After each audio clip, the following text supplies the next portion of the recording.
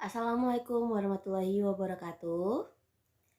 Yang terhormat Ibu Rinda Siaga Pangestuti, SEMSM selaku dosen pembimbing di mata kuliah manajemen keuangan ini. Kami dari kelompok 3 yang akan mempresentasikan analisis rasio dari PT Indofood Sukses Makmur. Kelompok kami terdiri dari 4 orang. Yang pertama ada Anissa Septiani, yang kedua ada Fira Aurelia, yang ketiga ada Afrilia Damayanti, Kartini Afrilia Damayanti, dan yang keempat ada Anissa Komar, saya sendiri. Sebelum kita masuk ke dalam perhitungan rasio-rasio keuangan, mari kita cari tahu dulu Indofood itu seperti apa. Indofood merupakan perusahaan berbagai jenis makanan dan minuman yang bermarkas di Jakarta, Indonesia. Dalam beberapa dekade ini, Indofood telah bertransformasi menjadi sebuah perusahaan Total Food Solutions dengan kegiatan operasional yang mencakup seluruh tahapan proses produksi makanan, mulai dari produksi dan pengolahan bahan baku hingga menjadi produk akhir dan tersedia di rak para pedagang eceran.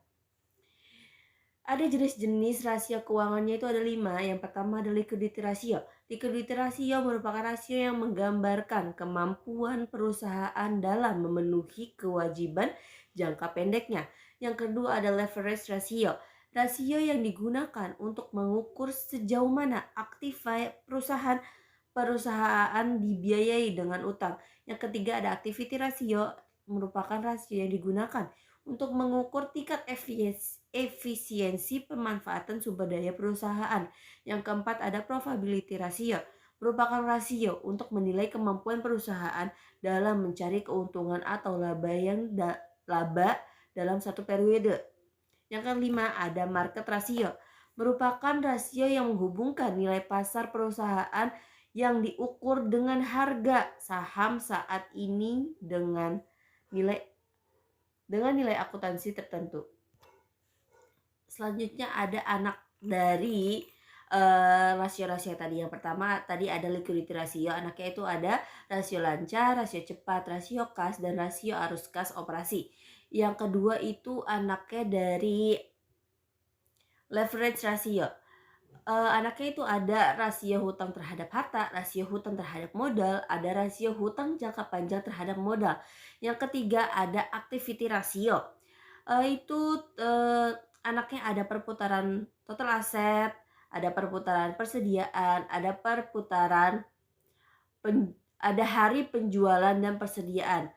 Dan yang keempat itu ada probability ratio, anaknya ada rasio margin kotor, rasio margin operasi, return on investment, ada return on equity atau equity ratio atau ROE. Yang kelima itu ada market rasio, itu cuma ada satu, ada earning per share atau pendapatan per saham.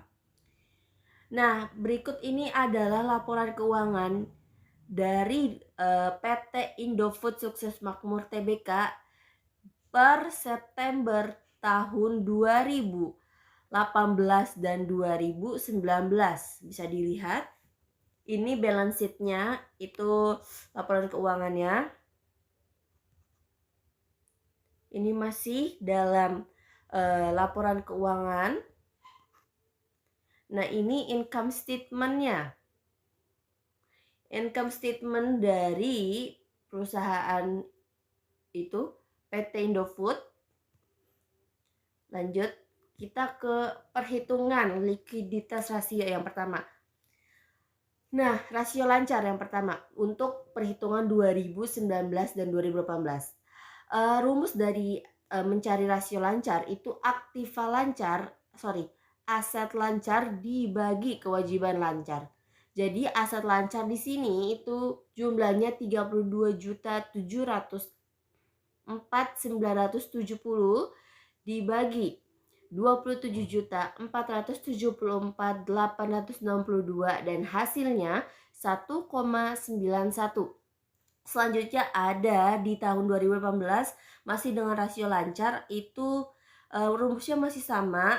Untuk aset lancar di tahun 2018 itu berjumlah Rp35.553.231.000 dibagi Rp31.435.755.000 yang hasilnya 1,131.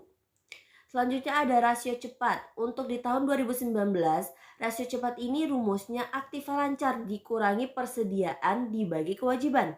Untuk aktiva lancar di 2019 itu sebesar 32.704.970 dikurangi persediaan 2019 adalah 11.363.982 dibagi kewajiban lancar di 2019 adalah Rp27.474.862.000 yang hasilnya sebesar 0,76.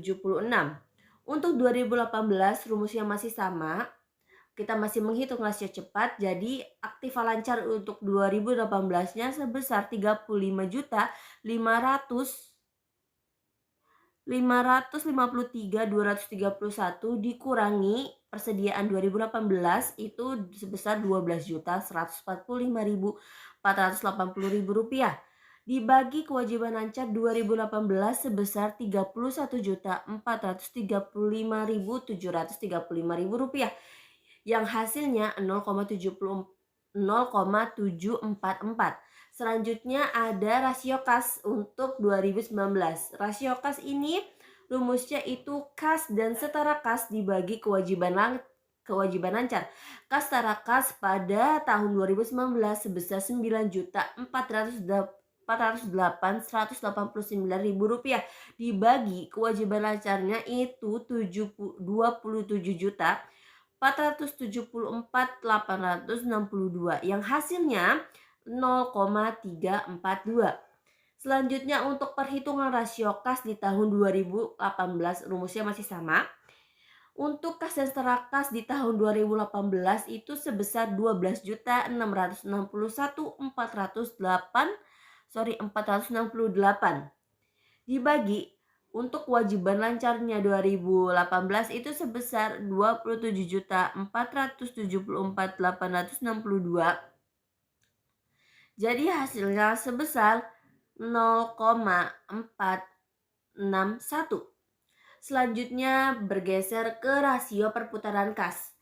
Rasio perputaran kas ini rumusnya adalah penjualan dibagi aset lancar dikurangi kewajiban lancar. Untuk perhitungan 2019 ini penjualan di tahun 2019 sebesar Rp55.845.448.000 dibagi aset lancar 2019 adalah sebesar Rp32.704.970.000 dikurangi kewajiban lancar 2019 sebesar Rp27.478.862.000 yang hasilnya sebesar 11,06. Selanjutnya di rasio perputaran kas 2018. Rumusnya masih sama, penjualan dibagi aset lancar dikurangi kewajiban lancar.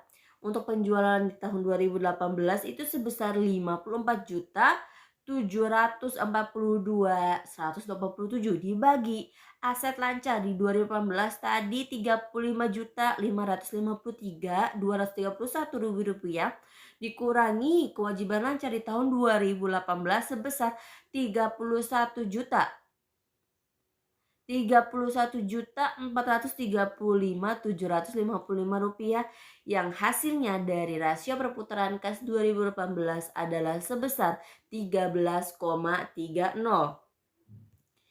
Selanjutnya, pada rasio lancar tersebut menunjukkan nilai 1,131 pada tahun 18, 1,31 di rasio lancar pada tahun 18 itu, dan pada 1,19